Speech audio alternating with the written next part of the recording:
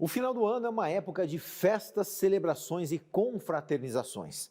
Mas para muitas pessoas também é um período de estresse, ansiedade, tristeza e até mesmo frustração.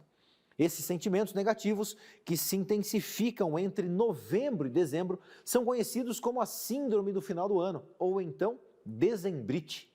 As preocupações podem envolver questões pessoais, profissionais e financeiras e muitas vezes prejudicam o clima de alegria que vem junto com o Natal. Para te ajudar a entender esse momento e as causas desse sentimento, nós vamos conversar com a psicóloga Carolina Sembranelli. Tudo bem, Carol? Tudo bem, João. Como a gente pode descrever a dezembrite ou a síndrome do final do ano? Todo mundo passa por esse momento? Não necessariamente todo mundo e não necessariamente com a mesma intensidade.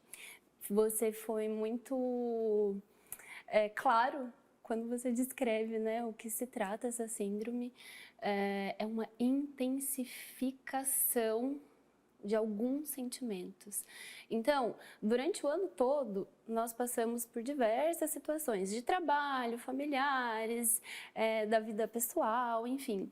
Mas no final do ano parece que uma mágica acontece e o peso, né? A gente assume muitas vezes um papel de auditor da própria vida e a gente fica colocando tudo na balança. O que não fez, o que faltou, o que deixou de fazer, o que não vamos ter, o que não vamos ver e o trabalho que a gente tem que dar conta, as metas que não cumprimos e aí a ansiedade aparece, o sentimento de descontentamento com o ano que passou, enfim, vários âmbitos da nossa vida podem gerar esse tipo de sentimento. No trabalho, a cobrança, para muitas pessoas esse período é de demanda intensa. Quem trabalha no comércio sabe, né? Não descansa, passa.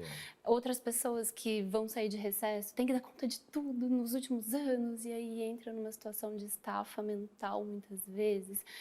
Quem trabalha em home office ou é autônomo, né? Trabalha ali com um negócio, não descansa, não tem período, o tempo todo está trabalhando, então esse é um ponto do trabalho. Nós temos também a questão da vida pessoal. Final de ano, época de reunir família. Para muitos é um momento de muita alegria e para outros entra uma questão do sofrimento, né? Pela falta de alguns familiares ou pelo encontro com alguns familiares. Nós passamos por um período de quase 3 anos de pandemia, né? Sim. E nesse período muitas coisas mudaram, inclusive os encontros. Muitas pessoas desaprenderam a estar em grupo. Você consegue acreditar nisso? Que coisa. Sim.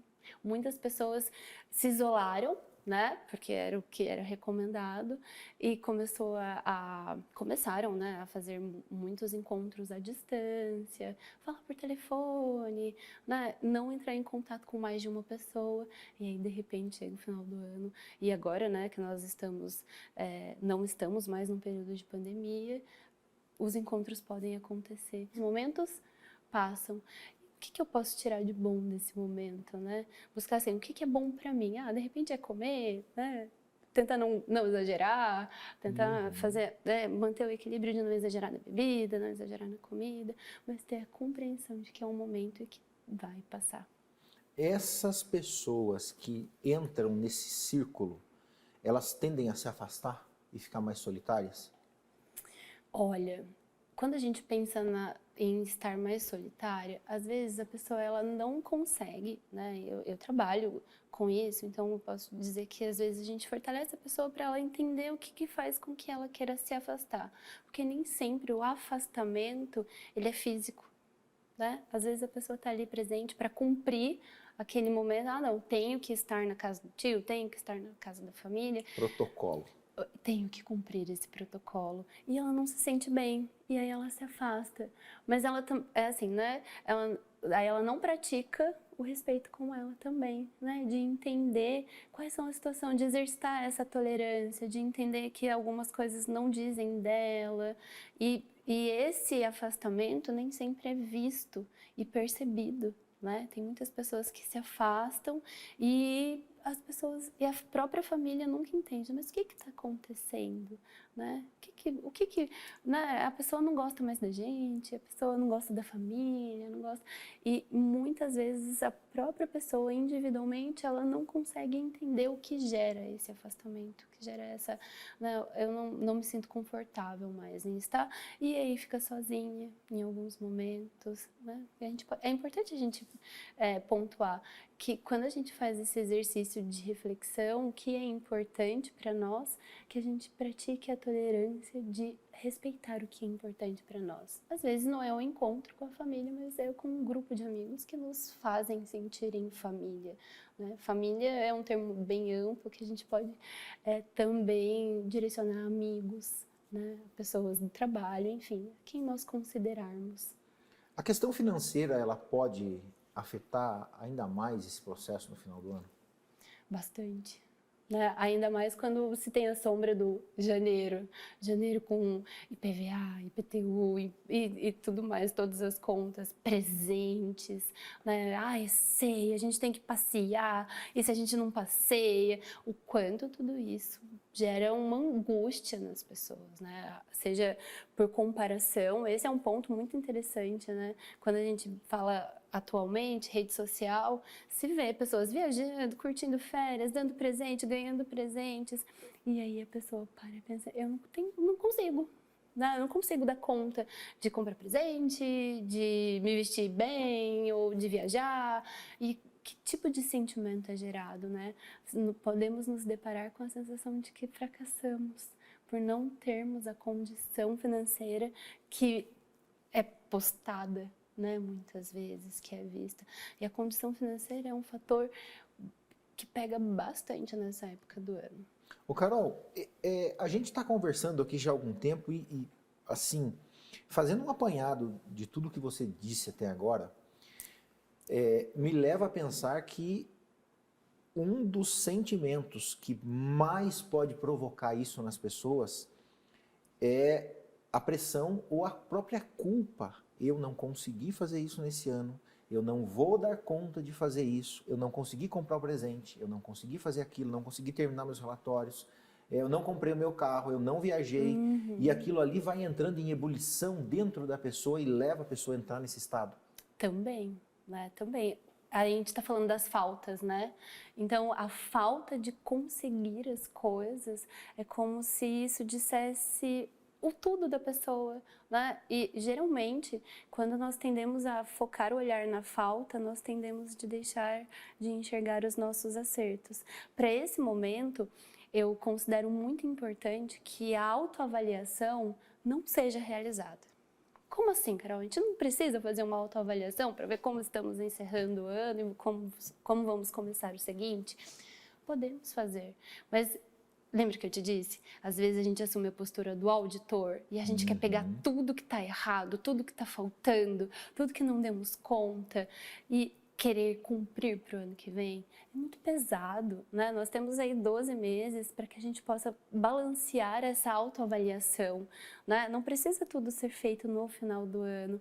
É um ritual, é uma passagem que indica fim, mas que também indica começo. Né? Então, não é o fim, né? Não é porque não conseguimos alguma meta que somos fracassados. Não conseguimos até agora, mas podemos conseguir posteriormente. E conseguimos muitas outras coisas, né? É muito importante que a gente não desvalide as nossas conquistas. Você sabe que aí é uma coisa particular minha. Todo final do ano, eu geralmente costumava fazer uma reflexão de como foi meu ano. E sempre me vinha na cabeça uma pergunta que eu li num livro, né, do Cortella. Por que você fez o que fez? E por que não fez o que deveria ter feito? Isso não me trazia bons sentimentos, porque eu sempre ia olhar pelas coisas que eu não tinha realizado.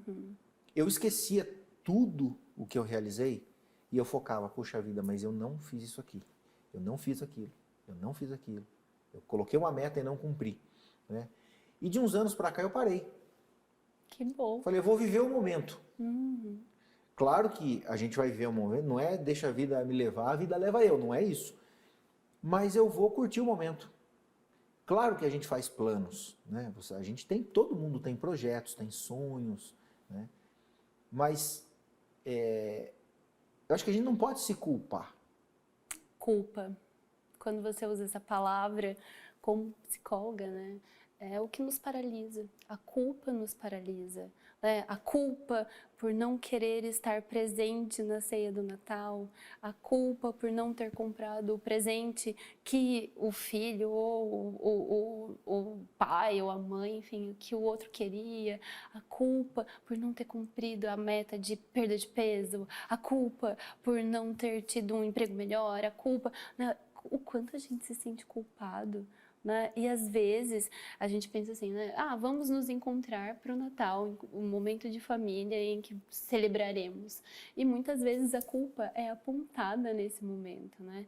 Nossa, né? Mas você não disse o ano passado que você ia para tal lugar esse ano? E aí pronto, veio a culpa. Então, às vezes, a gente tem o mau hábito de desvalorizar nossas conquistas, de desvalorizar nossa história.